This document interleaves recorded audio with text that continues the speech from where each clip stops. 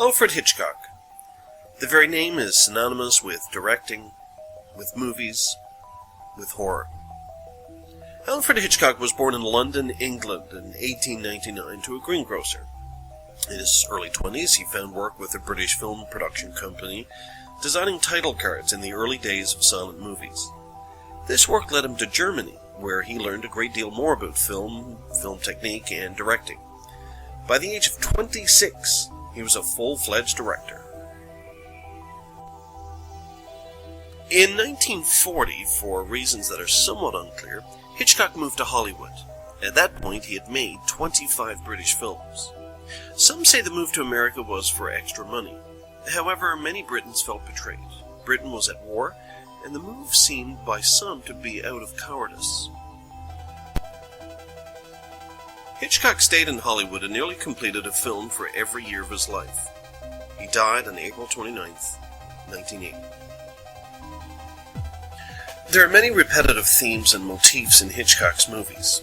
Innocent men accused of crimes they did not commit, cool, blonde females with inner fire, and of course murder most foul. However, the purpose of this video on counterculture is to examine the side theme, the sub-theme of mothers, or at least motherly characters in Alfred Hitchcock's films. Going back to his British 1920s and 30s films, his early mother characters were helpful and nurturing. In Blackmail 1929, the mother character plays a very small role, but a role nonetheless, getting her daughter up in the morning preparing breakfast.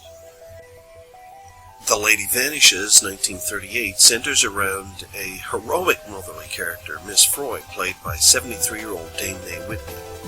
Miss Froy braves German gunfire, travels throughout Europe in unfavorable conditions without complaint, and memorizes encrypted messages for a British spy agency in the form of short melodies that she hums. Both these mothers were very British in the sense that they had a duty. They carried out that duty without any fuss or bother. It isn't until Hitchcock moves to Hollywood that the persona of his mother character turns to the dark side.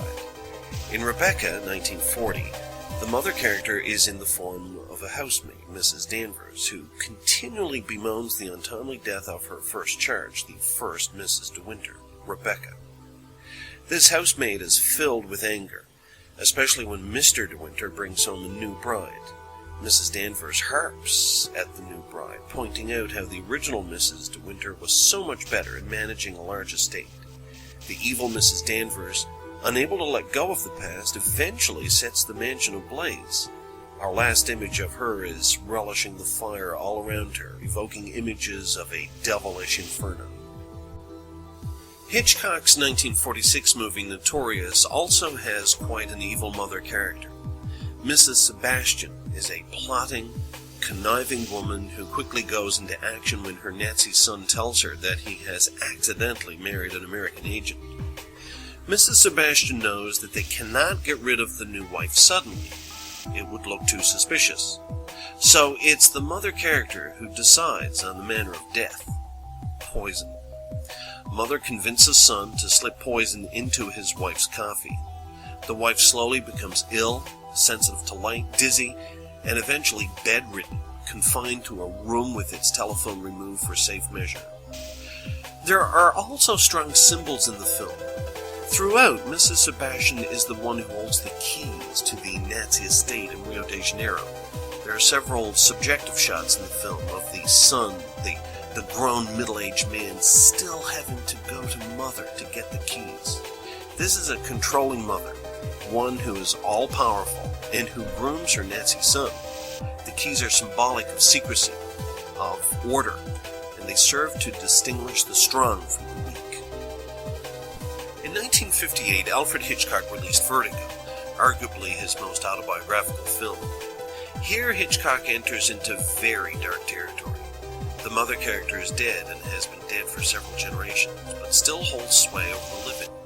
The late Carlotta Valdez was considered mad, a woman scorned and driven into madness by her unrequited love and her loss of a child. As the viewer in Vertigo, we never get to see the real Carlotta in person. We see a portrait of her, we hear the legend of Carlotta, and we see her headstone in an old church grave. We learn that she kills herself at the age of 26, the same age as her granddaughter, the central character, the blonde in the film. This granddaughter seems just as mad.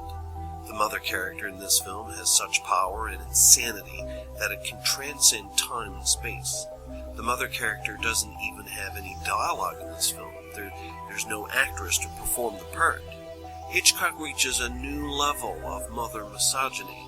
The mother is invisible, yet her presence is felt, it is scary, and it is oppressive. In Psycho, 1960, Hitchcock goes even darker. The mother character has been preserved, mummified, and kept in the basement by a son that has been permanently damaged by the mother's child-rearing. The ramifications of motherhood gone awry have spawned an unstoppable psychopathic serial killer. The mother's voice, however, lives on through the son. He's unable to stop her nagging voice right inside his brain, orchestrating his every move. Oddly, this film was a box office hit. Hitchcock had shot it in black and white and as cheaply as possible with his television crew from the Alfred Hitchcock Presents TV series. Yet, despite the meager less than $1 million budget, it brought in revenue that continues to this very day for its distributor, Universal Pictures. What had Hitchcock tapped into? Why did so many people flock to see this picture? Audiences seem to connect to Psycho more than any of his other films. Most critics and fans have settled upon the notion that Alfred Hitchcock was a misogynist, a woman-hater. But in real life, he was happily married to the one woman, Alma Revel, until his death.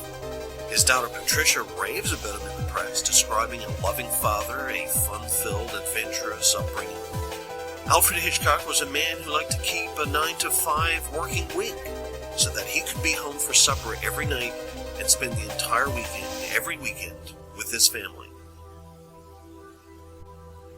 Could it be that Alfred Hitchcock did not hate women, but that he feared the power of women? He recognized that women often served as the primary caregiver and therefore the primary shaper of the child's mind.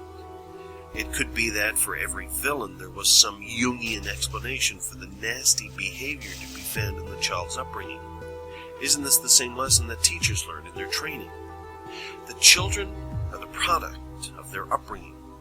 And if you want to dig a little deeper, explore the themes of Hitchcock's films on a serious level, then you have to turn to the mother.